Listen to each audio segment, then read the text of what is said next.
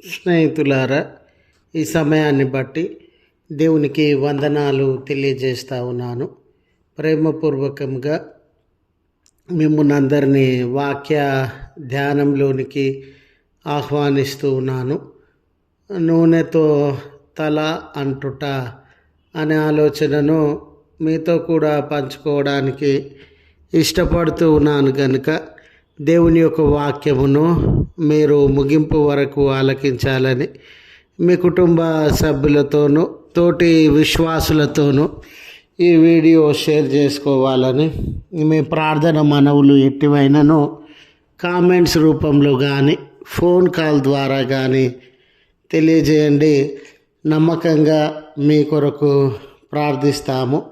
ఈ వీడియో మీ ఆధ్యాత్మిక జీవితంలో ఉపయోగకరంగా ఉంది అని మీకు అనిపిస్తే దయచేసి ఈ ఛానల్ను సబ్స్క్రైబ్ చేసుకునవలసినదిగా మనవి చేస్తూ ఉన్నాను. లేఖనము కీర్తనలు 23వ కీర్తన 5వ వచనము. నూనెతో నా తల అంటి ఉన్నావు.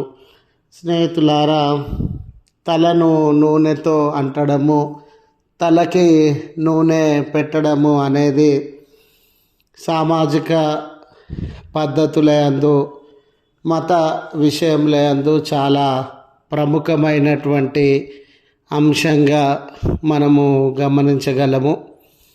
అయితే ఈ దినాలలో ఎవరైనా వ్యక్తి మనలను దర్శించడానికి లేదా ఒక గెస్ట్ మన ఇంటికి వచ్చి ఉన్నప్పుడు వారి చేతికి నీళ్ళనిచ్చి కాళ్ళు కడుక్కోమనే సాంప్రదాయము, వారి ఇంట్లోకి ఆహ్వానించి త్రాగడానికి మన నుంచి నీళ్ళు ఇచ్చేటటువంటి సాంప్రదాయము, మరి కొన్ని శుభకార్యాలలోనైతే వారి మీద పన్నీరు జల్లుతూ వారిని ఆహ్వానించే పద్ధతులను మనము గమనిస్తాం.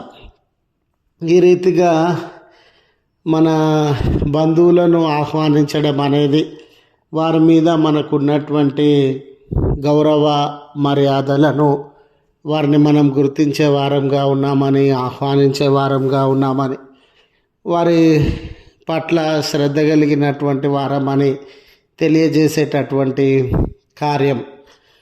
మరి యూదా ప్రజల జీవిత విధానాన్ని గమనించినప్పుడు వారింటికి ఎవరైనా ఈ అతిథులను ఆహ్వానించే సందర్భంలో ఆ అతిథుల పట్ల వారికి ఉన్నటువంటి గౌరవ భావాన్ని, ఆ అతిథులకు ఆహ్వానాన్ని పలికేందుకు వారి తల మీద నూనెను పూసేవారు, తల అంటేవారు. దాని అర్థం ఏంటనంటే ఆ అతిథులను వారు చాలా గౌరవప్రదంగా మంచి మనసుతో ఆహ్వానించుచు ఉన్నారని.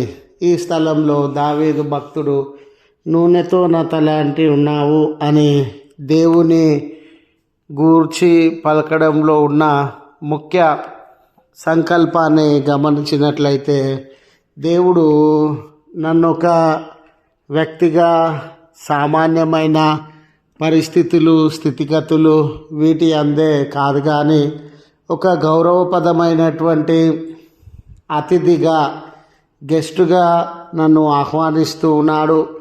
ఆయన ఎనలేని గౌరవాన్ని, మర్యాద, పేరు నా జీవితంలో అనుగ్రహిస్తున్నటువంటి వాడుగా ఉన్నాడు. దేవుడు నా జీవితం పట్ల ప్రత్యేక శ్రద్ధ కలిగినటువంటి వాడుగా ఉన్నాడు అని. అలాగే తనలకు నూనె అంటే ప్రక్రియలో మనిషి అలసిపోయినప్పుడు, చాలా ఒత్తిడికి లోనైనప్పుడు అతని యొక్క అలసట ఒత్తిడిని దూరం చేయడానికి నూనెను తలకు అంటే విధానాన్ని మనం గమనిస్తాం.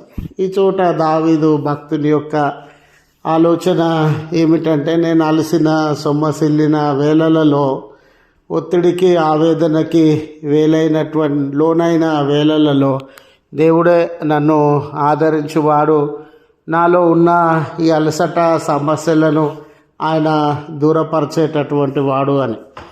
పరిశుద్ధ గ్రంథమునందలి లేఖనాలలో తలను నూనెతో అంటడం అనేది అభిషేకానికి పరిశుద్ధాత్మ కుమ్మరింపునకు దేవుడు అందించే దీవెనలకు గుర్తుగా ఉంది.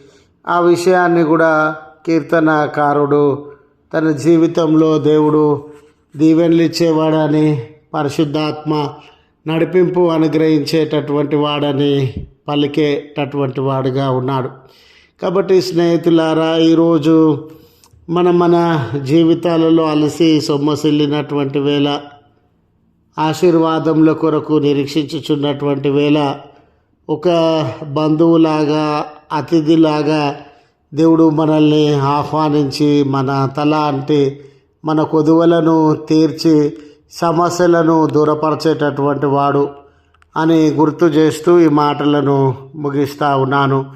ప్రార్థించుదాము. కృపగల తండ్రి, ప్రేమగల మా దేవ, మీ పరిశుద్ధ నామమునకు వందనాలయ.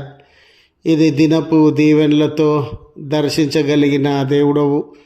మా పనులను ఆలోచనలను చక్కదిద్దగలిగిన తండ్రివి.